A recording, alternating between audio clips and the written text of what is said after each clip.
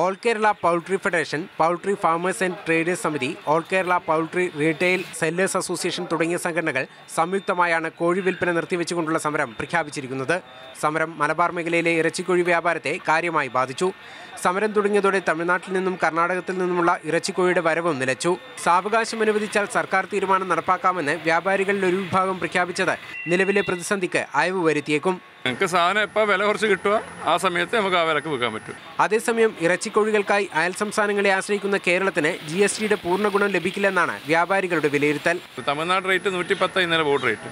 അപ്പോൾ അവിടുന്ന് ഇങ്ങോട്ട് കൊണ്ടുവരേണ്ട ട്രാൻസ്പോർട്ടേഷൻ ചാർജും കാര്യമെല്ലാം വെച്ച് അവരുടെ മാർജിനും ഹോൾസെയിലേഴ്സിൻ്റെ മാർജിനും ഞങ്ങളുടെ മാർജിനെല്ലാം വെച്ച് നോക്കുമ്പോൾ എന്തായാലും 135 രൂപയ്ക്ക് 135 രൂപയ്ക്ക് വിൽക്കാൻ പറ്റും. കടയടപ്പ് സമരത്തെ തുടർന്ന് ലൈവ് ചിക്കന്റെ വിൽപ്പന പൂർണ്ണമായി നിലച്ചെങ്കിലും ശീതീകരിച്ച ഇറച്ചിക്കോഴികളുടെ വിൽപ്പനയ്ക്ക് തടസ്സം നേരിടുന്നില്ല.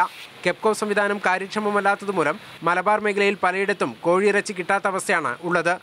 എന്നാൽ സമരം അധിക ദിവസം നീട്ടിക്കൊണ്ടുപോകാൻ സാധിക്കില്ലെന്ന് വ്യാപാരികളും കർഷകരും സമ്മതിക്കുന്നുമുണ്ട്. മാതൃഭൂമി ന്യൂസ്, കണ്ണൂർ.